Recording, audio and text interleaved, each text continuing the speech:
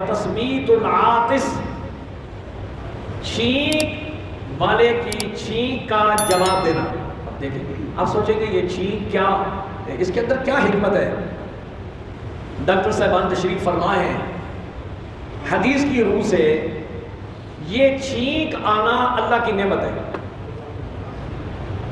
یہ اس کی صحت کی علامت ہے۔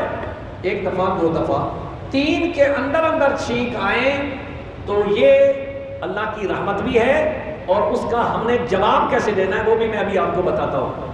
3 مرتبہ سے زیادہ ہوتا ہے تو پھر سمجھو یہ اس کو بخار ہے، زکام ہے۔ نبی کریم صلی اللہ علیہ وسلم تشریف فرمائے، صحابی بیٹھے ہیں، ان کو چھینک آئی، ایک آپ نے جواب دیا، اس نے کہا نا الحمدللہ، تو انہوں نے کہا یرحمک اللہ، اللہ تیرے اوپر رحم فرمائے۔ یعنی اسلام کی تعلیمات دیکھیں، جو جس کو چھینک آ رہی ہے وہ اللہ کا شکر ادا کر رہا ہے، جو پڑوسی ساتھ بیٹھا ہوا ہے وہ اس کو دعا دے رہا ہے یرحمک اللہ، اللہ تیرے اوپر رحم فرمائے۔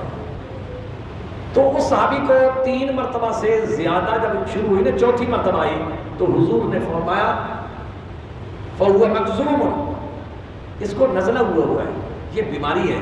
یعنی 3 مرتبہ تک مسلسل نبی کریم صلی اللہ علیہ وسلم جواب۔ اب سنت طریقہ کیا ہے؟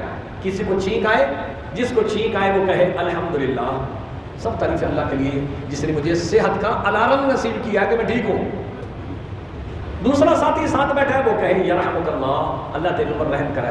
پھر پہلا ساتھی اس کے لیے دعا دے، کیونکہ اس نے اس کو دعا دی ہے نا کہ یہدیکم اللہ یصلح بالکم، اللہ تجھے ہدایت والا بنائے اور اللہ تیرے اوپر رحم فرمائے۔ یہ ایک اسلام کی روح سے، نبی کریم صلی اللہ علیہ وسلم کی امتی ہونے کے روح سے جو ایک انسان چھینک والے کو جواب دیتا ہے، کتنا بڑا انعام اور کتنی بڑی باتیں ہو رہی ہیں اور کتنی اللہ کی رحمت نازل ہو رہی ہیں۔